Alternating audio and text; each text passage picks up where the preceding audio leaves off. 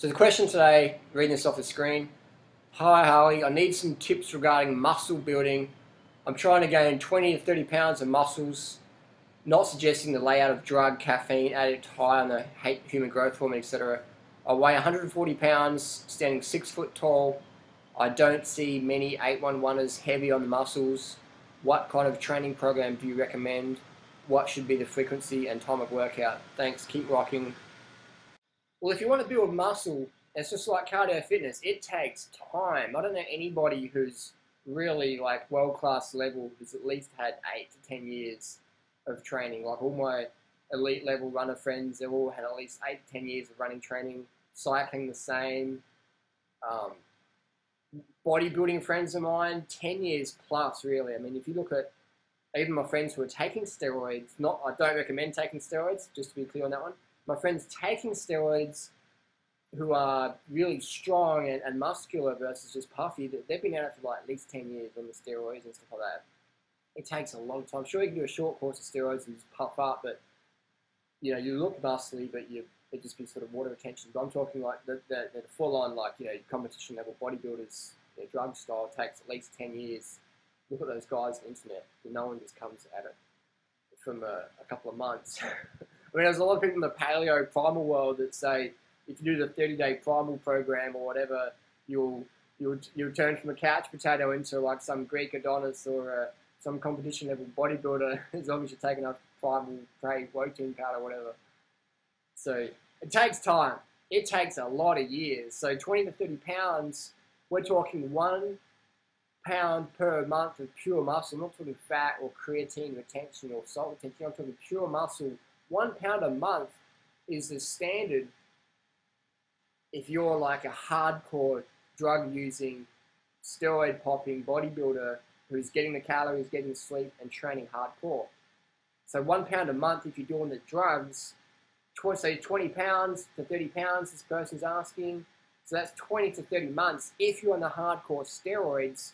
So to go from 140 pounds to 160 pounds, you're not going to look too much different. You look, you're a bit muscular, but you're not going to look like a bodybuilder. You're not going to look like a strongman. So it's going to take you at least 5 years to put on the 50, 60 pounds to get the sort of, wow, that guy's a bit of a muscle head look. That's with steroids. That's with steroids, and I'm not promoting steroid use. So 5 years with steroids, so put on the 50 pounds to make the big differences. If your genetics is more predisposed, some people are genetically just, some kids have just got bigger muscles and some kids look more like Kenyan marathons, things like that. So you've got different genetics there. So if your genetics is more like a marathon runner, then maybe having the goal of putting on the 20, 30 pounds of muscle is a realistic goal, 100%. But to look like a competitive level bodybuilder, if your genetics is like a marathon runner, I mean, you've got guys like Robert Cheek. His genetics is like a marathon runner, but he's like a competitive level natural bodybuilder. And it's taken him the years as well, because this guy just does the hard work. Robert Cheek's just it's a hard work ethic. The guy just doesn't do it for 30 days and give up. He bangs it out for the decade. So definitely you can work with your genetics. You can work with genetics, 100%. So to answer the question, how long does it take to put 20, 30 pounds of muscle on, Harley? It takes at least 20 to 30 months if you're on steroids, which I don't recommend. And people say, oh, but I saw someone put on 40 pounds in a couple of weeks. It's like, no. You can put on retention and creatine and blood volume and bone density and stuff like that. But I'm talking pure muscle. I'm not talking someone who's had a past in bodybuilding and they do like they go into cycling or do a fast or get into running and they drop all their muscle weight down and then they stop the running or the fast and start training again and eating properly and then put them up like the size.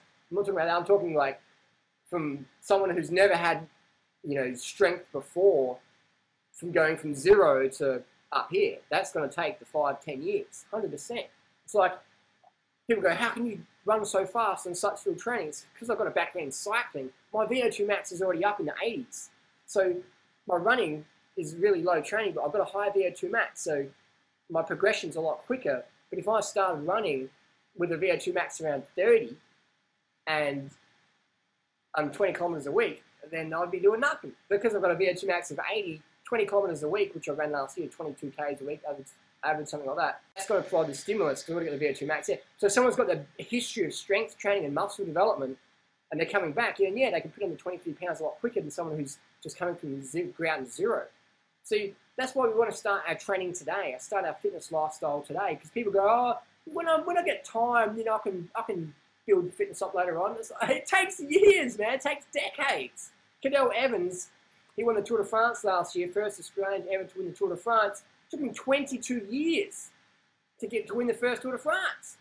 It took him years to finish it. It took him years to get on the team. It took him years for his team once he got on that team to get chosen for the Tour de France. And then once he did the Tour de France, it took him years to finish it, and then it took him years to win it.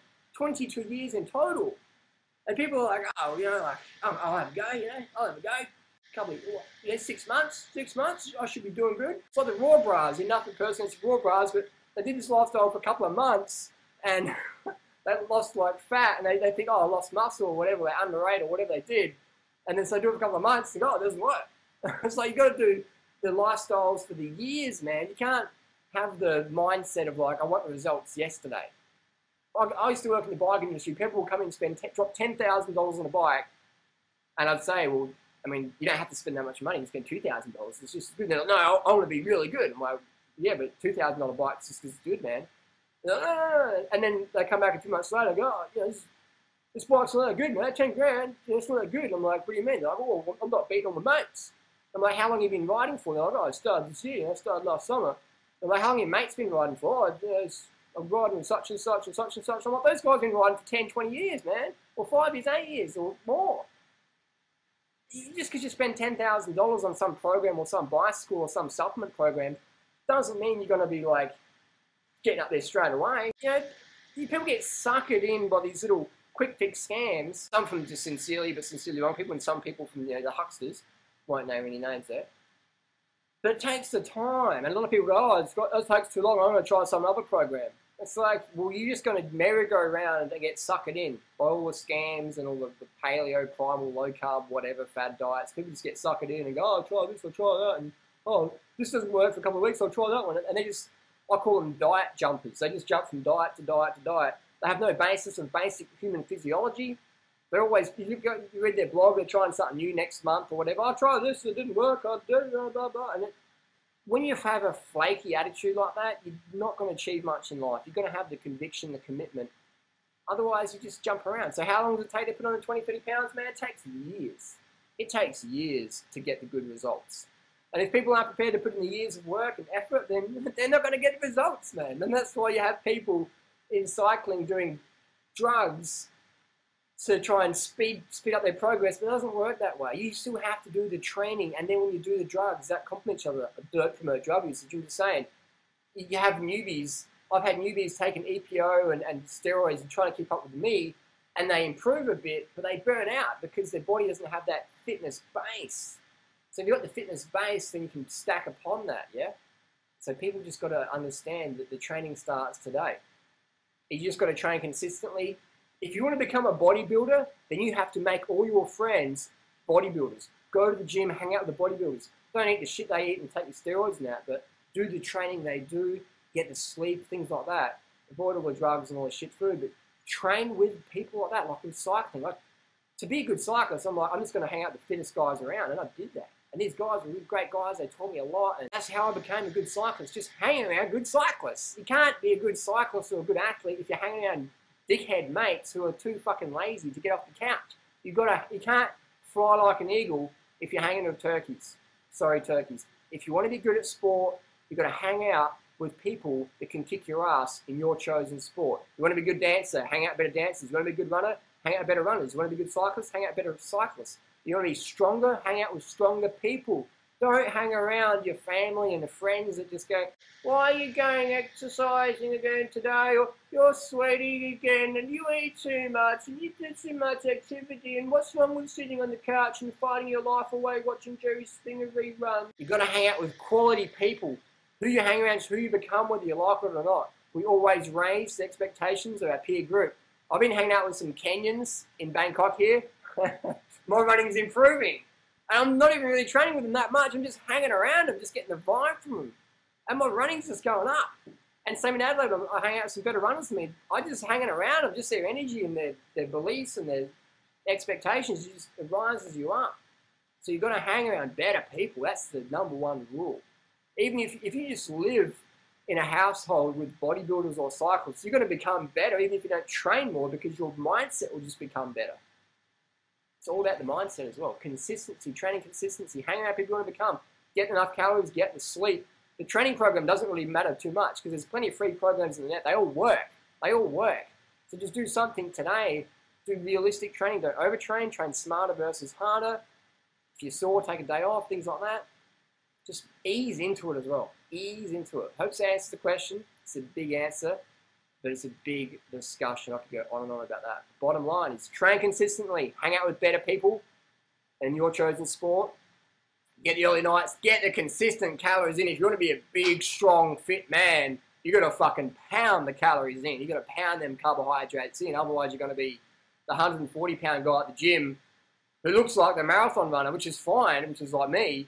But if you don't want to look like a marathon runner, you got to fucking eat like a fucking bodybuilder and chew those fucking calories, man. All my bodybuilder friends, 5,000, 10,000 calories a day.